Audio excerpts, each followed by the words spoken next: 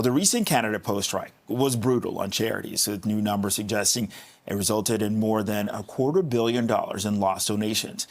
The organization, CanadaHelps, says that the strike from November 16th to December 31st resulted in $266 million in donations lost. It says if the Postal Service was operating normally, charities would have received just shy of $400 million in donations by mail.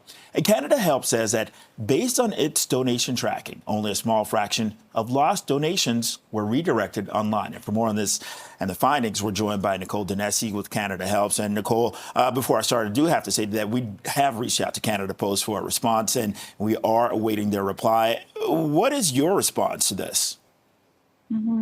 The numbers that you highlighted, Bakari, are really a challenge for the sector right now. It really speaks to the impact that the strike had on charities. And keep in mind, there are 85,000 registered Canadian charities across the country, and many of those organizations are very small and grassroots organizations like food banks and shelters, for example, and they really need those dollars. So we were really pleased to see some of those donations transfer online, but there's certainly a huge gap.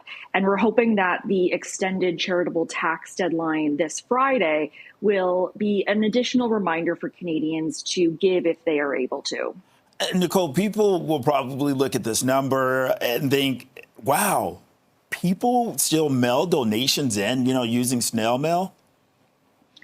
Yes, it is certainly a continuously popular way for Canadians to give to their local charities.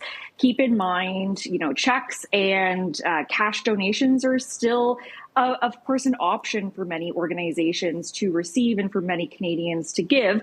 And organizations want to continue using those dollars, but it's much more efficient to give money online. It gets to the organization very quickly and in a secure fashion. Okay, so what do we do next? How do charities begin to make up for this loss? Well, as I mentioned, because of the Canada Post strike, the government of Canada introduced proposed legislation that the CRA, because government's prorogued right now, the CRA has confirmed they will guarantee and they will honor, although the legislation has not passed as of yet. But they will be extending the charitable tax deadline, which would have been on December 31st originally. But because of the strike, they will be extending it to this Friday, February 28th. So this week is our Canadians' last chance to make a donation and get a charitable tax receipt so that they can apply that to their personal income tax when they file come April. How hopeful are you that these numbers will be made up?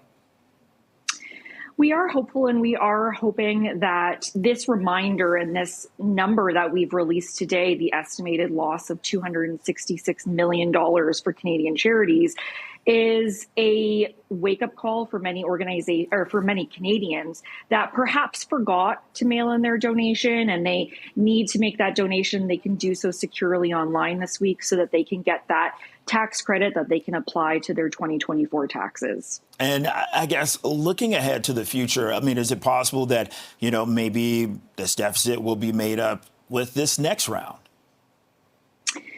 It's a pretty significant number in terms of the estimated loss and impact of the Canada Post strike.